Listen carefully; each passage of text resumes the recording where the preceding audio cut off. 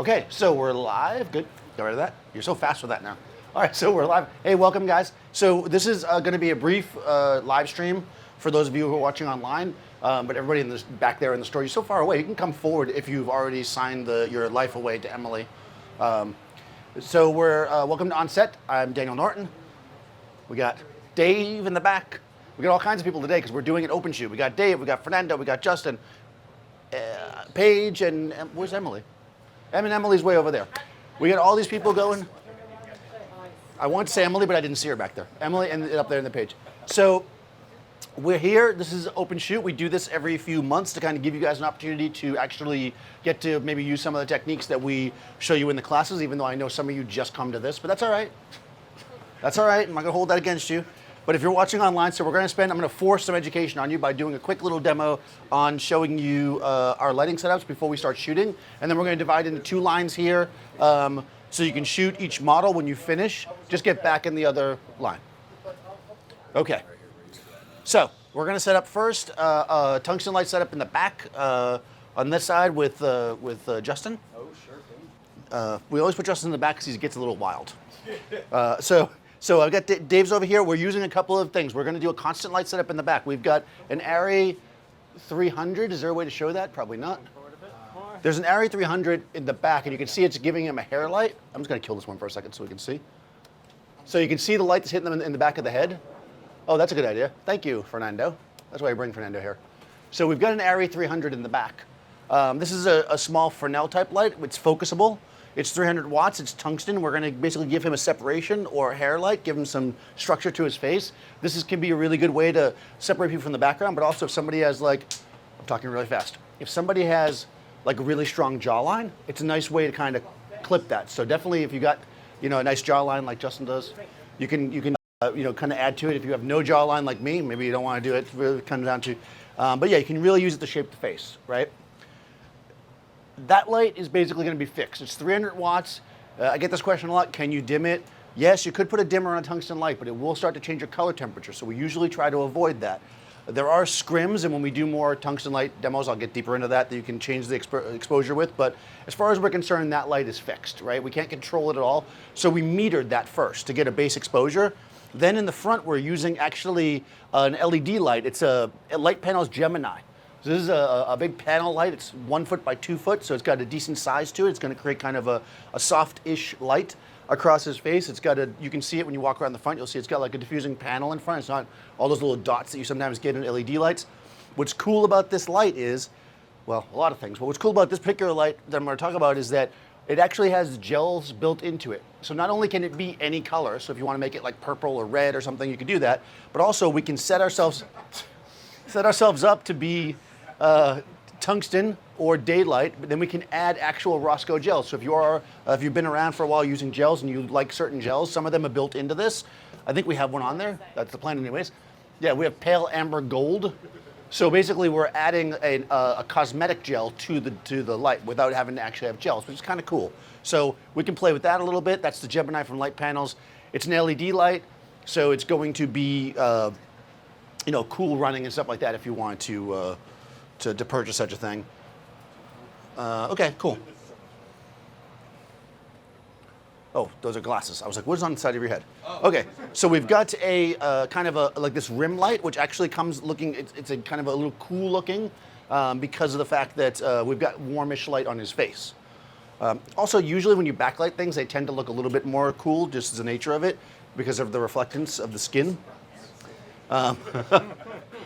So Dave's banging that out. He's using the what's this? It's a Sony, the new Sony. Well, it's not new. It's new to me. The 6500. So it's coming out pretty good.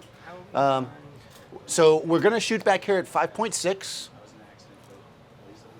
1/100th of a second. ISO 200. That's not too bad. ISO 200. Now, I try to make the setup so they're the same exposure, but today we're not going to be able to do that because it just didn't work out that way. So, actually, we might be able to do it. I take that back. We might be able to do it. In any case, this one is going to be tungsten white balance. If you step back here and you have your camera set to daylight and your picture is super orange, you can just switch it to tungsten. You should be good. Make sure you're shooting raw if you can, just in case you forget, because that would be pretty terrible. It's going to be a little bit warm because we have a gel on it, but it shouldn't be super crazy warm. Any questions about that?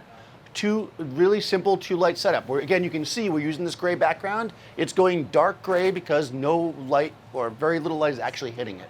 So it's going dark gray. We've got some separation from the back, showing that nice strong jawline, and then we've got kind of a soft type light in the front, kind of wrapping around his face. And you can play that up a bunch of different ways. They are both kind of set up to about this far, so if you shoot more of him, it might start to get dark near the bottom, so probably go maybe chest up is going to be ideal. Could go a little bit wider, but just keep that in mind. Questions about that one? No. Am I going too fast? Too slow? No. Yes. Any suggestions for first time film attendees? Oh, it's your first time. I'll help her. Just wanted to. Make sure you have a buddy. Okay, so luckily we have experienced open shoot models here who are super friendly, except for Paige. So yes, when you come up, introduce yourself to the model, take a look at them, take a look at the light, get a feel for what you want it to look like, communicate with them. Don't just walk up there and start shooting and looking at your camera, but they are experienced, so if you feel a little uncomfortable, whatever, they will kind of look good for you no matter what, but try to work with them a little bit. Think about your compositions. What's important is we don't put a certain number on the number of shots you take, but please be respectful. There's a lot of people here, so, shoot a few, move on. You can always get back in line again. So if you do have any technical problems, let us know right away. We'll try to help you with it. We might even let somebody just go past you so we can keep the lines going. I don't think we're going to go outside today. Sometimes we do that. We'll see how it goes. So to start with, I think we're good. Is that nice? We're happy with Justin? Well, if not, too bad, right? All right, so you're stuck with him. But we can actually, just because I want to show it, just change the gel on that so they can see what it does. Let's just do one with a different gel, like something like. Still getting dressed. I'm gonna change this gel to fire. Oh, you want me to be evil? Now it's fire. You're not allowed to do this. I know, it's terrible. It may actually change the exposure, because what's really interesting about this is it's acting like a gel. It's not just changing the color of the light. So some gels eat more light than others. So when you do this, I found shooting with it yesterday, you might have to adjust your exposure slightly, but we'll see. Dave's just going for it. He didn't take the light meter with him. He doesn't care. He's a rebel. Yeah, it's a little darker. But you can see how easy that is to do. You can leave it and maybe just open the lens up, because I don't want to leave it there. 5. I have emotions. Yeah. Okay. Right. And he can emote to the light. But you see how we did that. He was like kind of being fun and warm and stuff, and then it went red, and he was, this is what you want to do. Think about your light, think about your model, and try to express that in photos. And there he is, more red. So anyways, let's go back to pale amber. They're not ready for red. You won't be ready for red till later. You'll know when you're ready. People are often like, Daniel, when do I know when I'm ready for red? You'll know when you're ready. Not today. Okay, so in the front, we've got Paige, the infamous or famous Paige, and infamous. She's infamous. So for this one, I'm going to put her. Be careful of this cord. For this one, we're going to put her kind of close to the background. We're going to let our single light kind of light up her and the background. I've got. They built it upside down. Profo is going to be mad. I got a 4-foot octagon here. I'm going to spin it for you? Yes. Seth built it because I couldn't. I know. That is true. I couldn't build it this morning. I was having one of those days where it was just like not working for me. So, okay, they're gonna mess with me today. Whenever we go live, they like to mess with me. Okay. All right, so we're gonna bring this up now. One of the tricks to this is to not get your light too high. So you're gonna want to shoot more or less underneath it. It is slightly pointed down, so be wary of that. Like if she puts her chin down, you're probably going to end up with shadows, so be really wary of where her face is. Okay, so this is the Sony 18-105G Power Zoom. I only know it's G because it says G right on the side of it. Very clever marketing from Sony. Okay, so we got to meter this. Yep. First, I'm going to take the shot with no flash. So first, Dave's going to shoot a shot with no flash. Try to shoot it at the same settings and see what we get. This is the setting, the 100, 5, 6, 200. Yeah, so he's going to shoot it at the same settings. We're going to try to match those settings, and it's good. Oh, you want to do that? Right? Hold on. Yeah. Yeah, leave it where it was. So go back up to 200 ISO or whatever we were. Yeah. So we're going to try to have the same settings on the camera so you guys aren't You're going to see stuff. having to change stuff. You're going to see some stuff. Okay, we're going to get a little bit of light. All right, so we really can't do this because of the ambient light in the space, but luckily for us, okay, you don't have to yell at me. I'm trying to explain to them. We can just shoot like that because of the ambient light in the space, but fortunately we can turn it off because we're in a studio. So we're gonna bring the lights down and try again. Okay.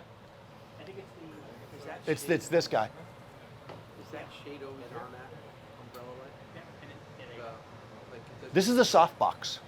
So yeah, it always looks like that. You're talking about the diffusion? Yes. Okay. So now, same settings as the back with those lights turned off. We have the proper exposure at the 5.6, 200 ISO 100, 100th of a second. Now, I just had a question from the audience, because maybe you've not seen a softbox before. This is a 4-foot octagon softbox. Essentially, our light is coming from the back. It's going through some sheets of diffusion to create kind of a large source in the front. It's not a bounce light like an umbrella. It's more directional, but still soft because of the size. So I'm going to switch to non-corded flash mode, and we're going to take a shot, do a little test. That is 5, so turn me up a bit. So again, we're going to get close with the flash meter, 5.6, and we're going to make a shot, and we'll take a look at it. If it looks good to us, we'll continue. If not, we'll adjust slightly until we get an exposure that looks right to us. Looks a little hot, I think, a little bit, so we'll turn it down. Did you even try? She's saving it. She's saving it. All right, so we can see the background. So for everybody who's here, you can probably see this. The background pretty much is the right shade of gray, right? Because we're lighting it with the same box. So we're getting a nice gray, nice soft light across her face. Probably want to do a little bit more of a deeper shot, not just her head. So we can see, because this box is large, it will cover her entire upper half. There we go. Maybe that's a little bit too dark. Maybe we split the difference. Yep. Sharp. Models love when you do this. Watch this. Oh, wow. Look at that. Look at that little squiggly like vein in your eye.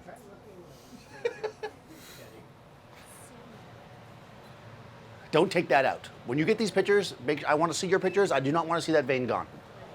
All right. If you take that vein out, you're not invited back. Okay, nice even light, nice and soft. This is going to give you a lot of room to play. This light is very open to interpretation, where like that light was the one with the red on it, especially. Like you shoot somebody with a red light, you got to kind of work the red light. This is very soft and open. She can do almost anything with this light. So play around with it, face up, face down, move around. Just watch the shadows in her eyes. If you do want to do anything with the chin down, just ask and we can use a reflector. Let's do one with the chin down so we can see. We do have a reflector here at no extra charge. So if we put her chin down, you may want to bring a reflector in.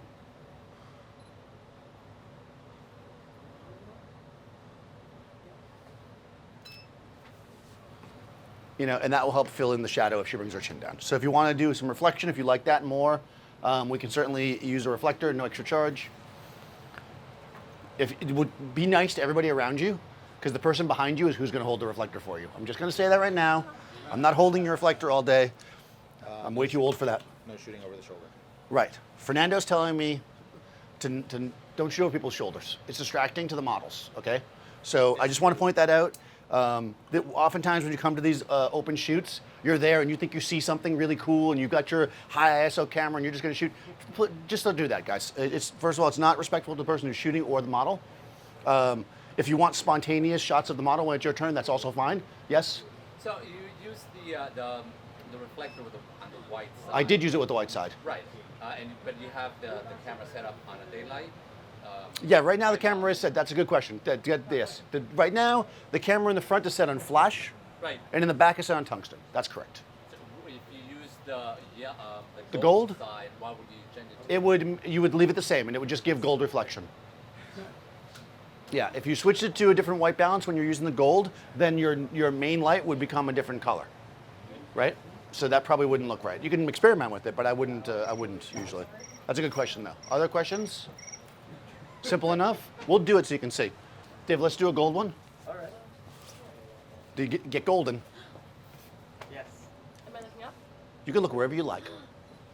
Where do you like to look? Up. She likes to look up because she has big, pretty eyes. All right, so see what we have here is gold in the shadow, which is totally fine. Just be wary of that. Oh, that's really big. Oh, there we go. Okay. Obviously, I do not know how to use a computer properly. Maybe someday I'll figure it out. So that's your choice. You can just tell the person behind you when they're holding your reflector how you like it, and they will do it, and you can switch it back and forth. Use both, why not? Mix it up. I probably would for this because it's kind of like a non-intrusive light. I'd probably keep it white because the light in itself is very simple, but you certainly can play around with the gold. Other questions? Any questions online? So the camera settings is ISO 200, 5.6, shutter speed. 1/100th of a second. Yeah. Yeah, we'll write the settings down as well. You can ask. If you are shooting in the front, I will give you a controller to fire the flash. If somebody does not have a hot shoe on their camera, let me know, because you won't be able to fire the flash properly, and we'll have to figure that out. If you have a hot shoe, it should work, unless you're that one person that the camera never works for. But most people it works for. There's always one person, you know who you are. Somebody brought out a video. What's that? Oh yeah, turn your stuff. Yeah, turn your, if you're on silent shutter or any of that kind of stuff, it can sometimes affect your flash firing, so be wary of that, turn that off. Other questions before we start shooting? So quiet today, you guys just want to do it. You'll get to the end of the year. I've already been to enough of these, I know what's going on, except for you, this is your first time. All right, so we're just gonna go for it. If you have questions as you go, let me know. I guess we're gonna cut off from the online. It was super short unless somebody has a... We are gonna go live on Facebook at 3 with another quick intro to that setup. So if you guys wanna check us out, Adorama Facebook at 3 o'clock. We'll change the lights up. We might even change the models depending on how nice they are. We'll see. No, we probably will. That's true, right? Yeah, sure. Probably. Fernando says yes. So thanks, guys. Enjoy. If you have questions, just ask. And sign off.